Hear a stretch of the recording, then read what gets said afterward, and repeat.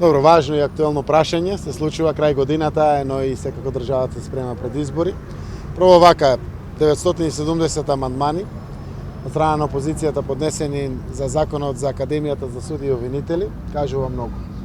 Самото законско решение во мал дел се менува, каде што дава можност на Академијата за суди и обвинители да го зголеми бројот на граѓани кои што ќе може да аплицираат и да се обучуваат за идни суди и обвинители. Првата порака што ја добиваме тоа, ВМРО-ДПМН знае дека ќе остане опозиција и го блокира процесот кој што треба да продуцира кадри, кои што ќе излезат после 3 години.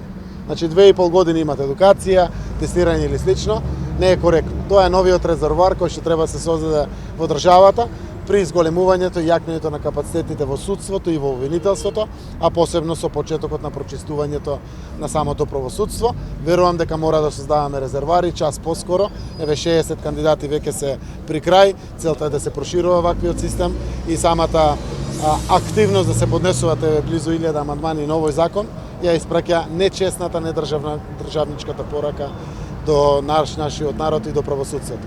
Вториот дел да коментирам за 4000 амандмани за јавно-обвинителската служба. Што значи според мене тоа? Па изволите дебатата да ја отвориме. Законот за јавно-обвинителска служба дава можност на државното јавно обвинителство да ги потпише сметките за струја, за вода, за чистење, за плати и за слично.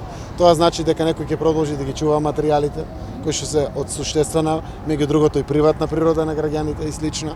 Тоа значи дека ќе може да се задржи капацитетноста на самата таа институција додека се најде решение на Законот за јавно-обвинителската служба.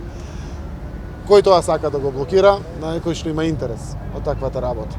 Навистина треба да ги овозможиме и да бидеме сите од помош, и парламентот, и извршната власт на правосудството, ако сакаме да го јакнеме. Не ни треба вакви блокирања со 4000 амандмани на овој закон.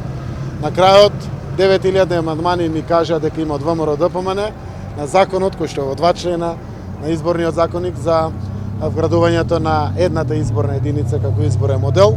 Сакам прво уште еднаш да потенцирам дека големите партии губат, прво СДСМ, после и ВМРО-ДПМН, да, но добива државата.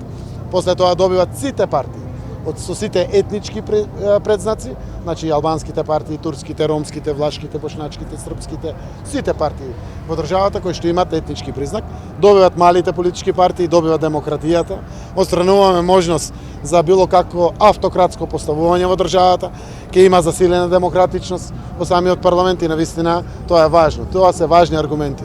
Ако сакат низ призмата на партиите да гледаме, ќе заштедат пари партиите. Значи не е исто да финансирате кампања за 6 изборни единици, 6 носители, 6 имиња, а овде имате еден носител со една изборна единица, со една бројка и слично, тоа чини многу помалку пари. 9000 амандмани од страна на ВМРО-ДПМН значат блокирање на ваквиот процес и страв дека ќе има оформено мнозинство, се извинувам, дека ќе има оформено мнозинство да се донесе новиот изборен модел. Нас ни останува да се бориме во делот на демократските процеси, сите кои што мислиме дека формираме повеќе од 60 пратеници за една изборна единица под овие принципи кои што јавно ги соопштувам. Сега, кога гледаме дека има 9000 амандмани од ВМРО-ДПМН, Дуи поднесол 5000 амандмани, колку што ми кажа. И ако тоа го знае Дуи дека поднесол ВМРО-ДПМН 9000 амандмани, а тие поднесуваат 5000 амандмани, а се партнер во владата, прво, јас можам да разберам, после и нашите презентации, колку тоа добива и Дуи, колку добивате албанците во државата генерално, сепак да го поднесат тоа, кажете ми вие јас што да мислам. Што да мисли народот, коалицијата, колку тоа е одржливо или не. Навистина ова е сериозна причина за сериозни размислувања, кои што Социјалдемократскиот сојуз ќе ги отвори. Како да се спрема нова коалиција? Рековме, сериозни размислувања. Кога ВМРО-ДПМН поднесува 9000 амандмани и тие 9000 амандмани имаат сериозна известност да блокираат одреден процес.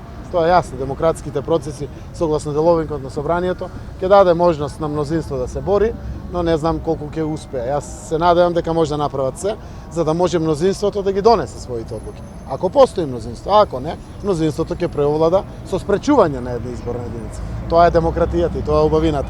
Јас дури по делот и духот на демократијата гледате сме различни. Ние веруваме во една изборна единица, сме го дале како изборно ветување. Нашиот најголем коалиционен партнер Дуи не верува. И оке не верува, може да гласа. Но кога гледа дека веројатно ќе има 64, тогаш може да го остави тоа ВМРО-ДПМН да го блокира. Сега 5000 амандмани е навистина лоша порака. Кој и да е too much.